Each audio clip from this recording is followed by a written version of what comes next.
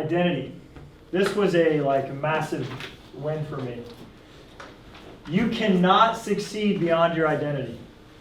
Has anyone heard that? Yep. I've never heard that. Your identity, who you believe you are, it is impossible for you to succeed beyond that.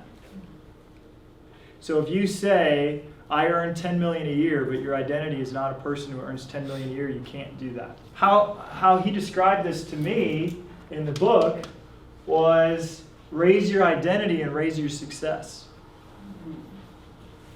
And then he says, this is how you raise your identity. Because that's what I really wanted. I wanted some concrete ways to say, how do I get a higher identity? So I'm going to give you those ways to raise your identity. And there's no easy shortcut. The rapper who all of a sudden buys the Rolls Royce and has the gold chains and all the glitz and the glamour. I think MC Hammer was one of my favorite examples when I was a kid. It was the first tape I ever had was MC Hammer. I love that guy, man. And then he was the guy, he had all this stuff. And he brought his whole entourage with him and paid for all this stuff. And then he was the most popular artist for 3 years and then lost all of it. Because he hadn't really gotten to the identity of, I'm somebody who's worth this much. In his mind, he still had beliefs that he wasn't worth that much. So, all right, so let's talk about how to raise your identity. You're doing great on time. Steve Gill said the same thing. He said the number one thing you can do is increase your self-belief. So your identity equals your self-belief equals your confidence equals your success. And that's not just success in monetary terms. Could your identity as a spouse equal your self-belief as a spouse, equal your confidence as a spouse, equal your success as a spouse? Of course. Yeah, so sometimes we see people who have lots of financial success but have a really poor identity of who they are at home, and they have a lot of ruin on that side of things. So this is whole life success. Think of your identity in all the 7 major areas of life, and this is your health. There's a book called Atomic Habits. I freaking love that book too. But he said you cannot succeed beyond, you cannot get habits beyond your identity. So if you want to lose weight, he said, you can have all the habits of eat these things, exercise this number of times, but if your identity is somebody who's not healthy, those things won't work. The first thing to get better habits, he said, is change your identity to I'm a healthy person. And all of a sudden, it's not a labor to pick up the right food. It's not a labor to go to the gym. You associate yourself with a healthy person. I'm kind of giving you these examples because I want this to really sink in about why identity, self-belief, and confidence equal your success in all areas of life. Okay, so the number one thing to build your identity and build your self-belief and build your confidence is keep promises to yourself.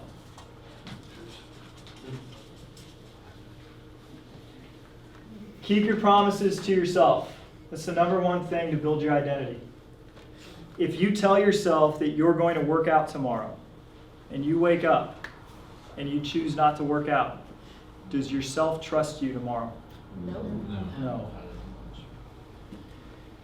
Every time you think it doesn't matter. There is nothing that matters more to your success in your life than keeping your promises to yourself. This was like mind-blowing to me when I started to get this. You think, oh, well, I told myself I'd work out today, but I woke up, I feel a little bit sick, I feel a little bit tired, I'm not going to do it. It doesn't matter. It matters. It means everything. Because you now are somebody that your own self doesn't trust to follow through. What happens to your identity when you don't trust yourself that you follow through? You can't proceed beyond it like you want to for success. It drops. This is a kind of mental shift in this. Every time you break a promise to yourself, you weaken your self-esteem. Every time you keep a promise to yourself when it was really hard to keep, like let's say you did wake up sick, you got a headache, you feel really weak, but you go to the gym anyway because you told yourself you would. When you do that, and maybe your workout sucks and you don't make any physical gains at all, you didn't go for the physical gain, you went for your identity as somebody who keeps your promises. And you're a badass for this thing, you said. Yeah, and what's your identity? Shane just said it perfectly. I'm the badass that shows up to the gym even when I'm sick. Man, when you believe that about yourself, what kind of success are you going to have? You're going to feel unstoppable. Nothing gets in my way. When you're somebody that lets a little cold get in the way of going to the gym, do you think you can run through walls? No, that little tiny obstacle was too big of a mountain for me to get over. I'm somebody that shirks at responsibility. I'm somebody that runs from challenge. That's the type of identity that you start to put into your psyche. Number 2 on increasing your identity, somebody said it already, but it's your associations.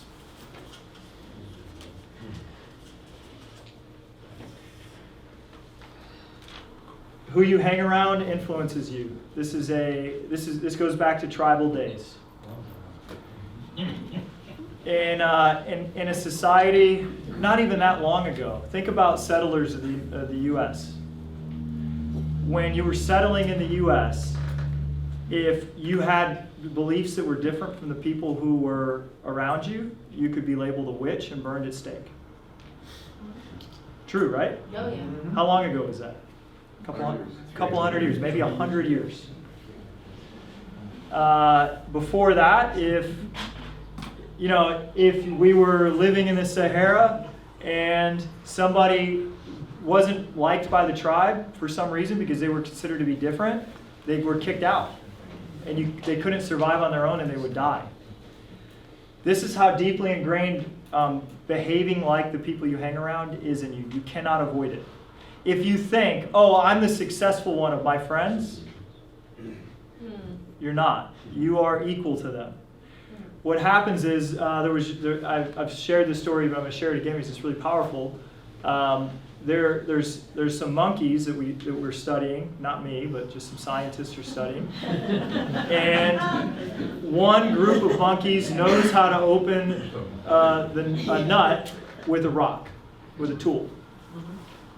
And so this group of monkeys grabs a rock and hits the nut with the rock, and the nut opens immediately. The other same species of monkey, another group of these monkeys, puts the nut in their hand and beats it against a rock.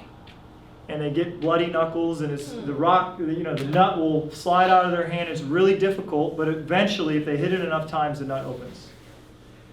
This is true. If a monkey from this group that knows how to do the breaking of the nuts the right way, the easy way, gets lost from that group and migrates and somehow gets accepted by this new group, when he goes to eat nuts or she goes to eat nuts, grabs it with their hand and beats it against the rock.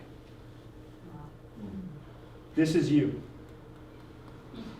When your friends, if you're hanging out with people, are saying, you know what, I cheat on my spouse. I can't wait to go to Vegas. Or oh man, my wife nags me all the time. You will start to say the same things. If you hang around people that say, man, it's exhausting raising kids, you will start to say it's exhausting raising kids. To be in rapport. If you hang around people that say buyers are liars and sellers are worse, you will start to say those same things. If you hang around people who believe that anything's possible, you'll believe anything's possible. If you hang around people who believe in having a high net worth, you will have a high net worth. If you if you hang around people who always speak positively about others and about their spouse and about their kids and about other people and about their clients, even when their clients are being temporarily a pain, they still have high regard for who they are as a human because God doesn't make junk. If you hang around people who feel that way, you will start to act that way. So your associations are the keeping promises to yourself and the people you hang around. These are the first 2 steps to raising your identity. And number 3 is do massive amount of work in short time. In a short amount of time. Every day. Workday. Yep. He said, when you work your ass off, when you work harder than you ever have, when you put in the time and the effort, you expect to win. When Kobe Bryant was in the gym 8 hours a day after grueling weight workouts, he expected to score 81 points on his opponents. You're the same way. When you make more phone calls than anybody else, when you are busting your ass, when you're showing up harder than you ever have before, you expect success. And when you expect success, your identity increases. And when you expect to win, your success increases because you are increasing your identity. He says nobody wins by working less. He said the more work I put in, the more gains I expect. I'm going to share, this is Ed Mylett's whole thing. He said, at the end of your life, God introduces you to the ultimate version of yourself. The person you could have been if you had lived to your fullest potential. He said, at the end of my life, I don't want to meet a stranger. I want to shake hands with that man and be looking at my identical twin.